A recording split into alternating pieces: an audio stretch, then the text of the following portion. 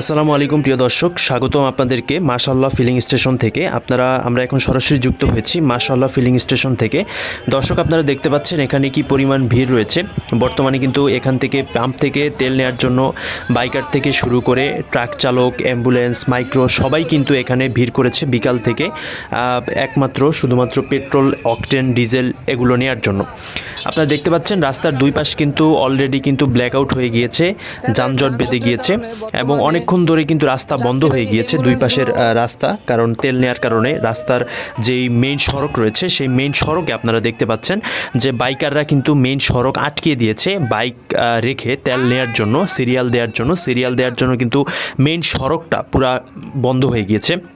পাশাপাশি দেখতে পাচ্ছেন আপনারা উভয় পাশ থেকে বিভিন্ন যাত্রীবাহী যে সমস্ত ট্রাক রয়েছে, বাস রয়েছে, সেগুলো কিন্তু চলাচলের কারণে কিন্তু পুরো রাস্তা কিন্তু বন্ধ হয়ে গিয়েছে।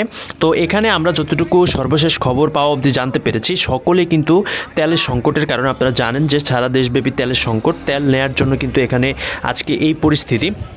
বাইকার থেকে শুরু করে ট্রাক, দূরপাল্লার বাস, দূরপাল্লার যাত্রীবাহী যে সমস্ত গাড়িগুলো রয়েছে, পণ্যবাহী যে সমস্ত গাড়িগুলো রয়েছে, তারপরে ওষুধ সরবরাহের গাড়ি থেকে শুরু করে সমস্ত কিন্তু পিকআপ থেকে শুরু করে সকল কিন্তু যানবাহন কিন্তু তেল নেওয়ার জন্য এখানে এসেছে।